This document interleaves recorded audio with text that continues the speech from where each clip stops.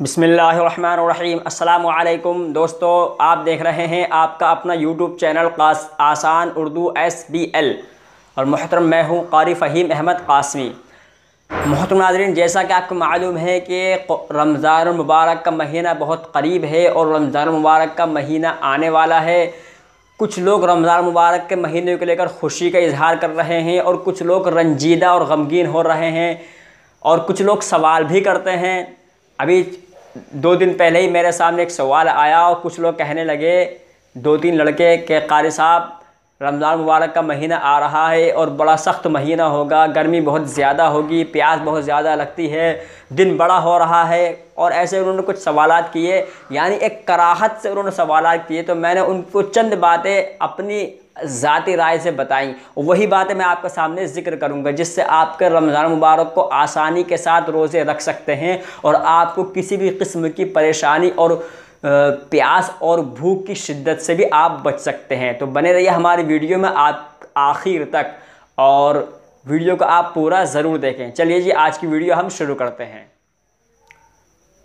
तो मोहतरम नाज़रीन, रमज़ान मुबारक का महीना आने वाला है और रमज़ान मुबारक के महीने में हर एक के ऊपर जो आकिल बालिग मर्द औरत हो, रोज़ा फ़र्ज़ है और रोज़ा रखना और तरावी पढ़ना, तरावी सुन्नत मुअक्कदा है और रोज़ा रखना फ़र्ज़ है। लेकिन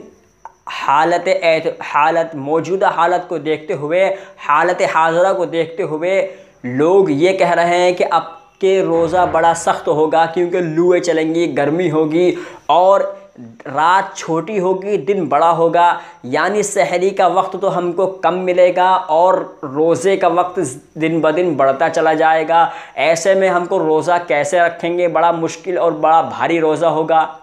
तो मोहतरम नाज़रीन, मैं आपको अपनी चंद राय पेश करूंगा, जिससे न ये किसी किताब में है, न किसी हदीस में है, न कुरान करीम में है, नहीं, मैं अपनी ज़ाती राय आपके सामने पेश कर रहा हूँ, जिसकी वजह से आपको रोज़ा रखने में बड़ी आसानी होगी। सबसे पहली चीज़, आप सहरी अगर खाएं तो बहुत कम सहरी खाएं और सहरी में आप हल्के से हल्का खाना खाएं और पानी अच्छा पिएं, पहली बात। दूसरी चीज़, बहुत से लोग आपको ये राय देते हैं कि आप खजूर जो है अफ्तारी के वक्त खाएं, लेकिन मैं आपको ये अपनी राय पेश कर रहा हूँ कि आप कम से कम 3 खजूरें आप सहरी में भी खाएं, वो उससे आपको प्यास की शिद्दत नहीं होगी। दूसरी चीज़, अगर हो सके तो आप थोड़े से दही में 2 इलायची सफ़ेद वाली डालकर वो खाएं, जिससे आपको प्यास की शिद्दत भी नहीं होगी। इसी तरह अगर आप इफ्तारी करते हैं तो इफ्तारी में आप खजूर से इफ्तार करें और खजूर के बाद में जिसको अल्लाह ताला ने नेमतें बख्शी हैं या तरबूज वगैरह होता है, उसको खाने का तरीका ये है कि पहले खजूर खाएं, फिर तरबूज खाएं, फिर तरबूज खाएं, फिर खजूर खाएं। यानी ये खाना सुन्नत भी है। अल्लाह के रसूल सल्लल्लाहु अलैहि वसल्लम फरमाते हैं कि हम खजूर की गर्मी को तरबूज की ठंडक से मारते हैं और तरबूज की ठंडक को खजूर की गर्मी से मारते हैं। तो दोस्तों, ये खाना सुन्नत भी है और इससे आपको प्यास की और भूख की शिद्दत भी नहीं होगी।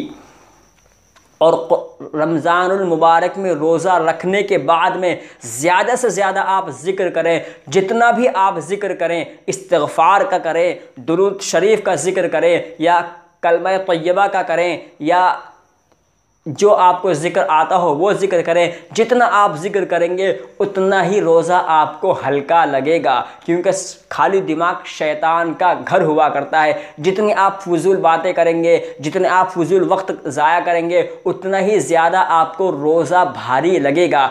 लिहाजा कुरान करीम की ज़्यादा से ज़्यादा तिलावत करें, ज़िक्र अज़गार की ज़्यादा से ज़्यादा तिलावत करें। जितना आप ज़िक्र अज़गार की तिलावत करेंगे, ज़िक्र अज़गार करेंगे, कुरान करीम की तिलावत करेंगे, नमाज़ों को अच्छी तरह पाबंदी के साथ पढ़ेंगे और उनके सुनन और नवाफिल को पूरी मुकम्मल तरीके से अदा करेंगे, तो मैं उम्मीद करता हूँ कि रोज़ा आपको बहुत ज़्यादा सहल मालूम होगा और पता भी नहीं चलेगा। और मोहतरम नाज़रीन, रोज़ा तो ऐसा है कि जब आदमी शुरुआत में रखना शुरू करता है तो 2-4 रोज़े उसको भारी पड़ते हैं, थोड़ा सा मशक्क़त होती है। उस मशक्क़त को बड़ी ही बशासत के साथ बर्दाश्त करना चाहिए और शुरुआती रोज़ों में बहुत कम खाना खाना चाहिए, सहरी में भी कम खाए, इफ्तारी में भी कम खाए और पानी का अहतमाम रखे, यानी सहरी में भी पानी का अहतमाम रखे और इस इफ्तारी में भी पानी का अहतमाम रखे, जिससे कि जिस्मानी ताकत और क़ुव्वत भी बरकरार रहेगी और प्यास की शिद्दत भी कम महसूस होगी। और ये तजुर्बे की बात है, ये मुजर्रब बात है कि जब बंदा ज़्यादा से ज़्यादा ज़िक्र करता है तो उसकी ज़बान तरावट रहती है, उसकी ज़बान में हलावत रहती है, जिससे कि प्यास की शिद्दत नहीं होती। और ये तजुर्बे की बात है, आप आज़मा कर देख लें। तो दोस्तों, रमज़ानुल मुबारक के रोज़ों को रखने का पूरा पूरा अहतमाम करें और पूरी उम्मत मुस्लिमा के लिए खैर की दुआएं करें। इस वक्त उम्मत मुस्लिमा पर पूरे आलम के अंदर बड़े ही सख्त हालात पेश हैं। अल्लाह ताला से इन हालात को आसानी में तब्दील होने की दुआ करें और उम्मत के लिए आसानियाँ पैदा करें। अल्लाह ताला मुझे भी और आपको भी अमल की तौफ़ीक़ अता फ़रमाए और रमज़ानुल मुबारक के मुकम्मल रोज़े रखने की और मुकम्मल तरीके से तरावी में कुरान करीम पढ़ने की और सुनने की तौफ़ीक़ अता फ़रमाए। और मुहतरम नाज़रीन, इसी तरह आप ज़ुहर के बाद में थोड़ा सा आराम कर लें ताकि आपको रोज़ा ज़्यादा भारी ना लगे। और जैसा कि मैंने बताया कि बहुत से लोग खजूर के बारे में कहते हैं, खजूर के बारे में कि आप इफ्तारी में खाओ, लेकिन मैं आपको अपनी राय से पेश कर रहा हूँ कि खजूर हालांकि बज़ाहिर खुश्क है, लेकिन उसके अंदर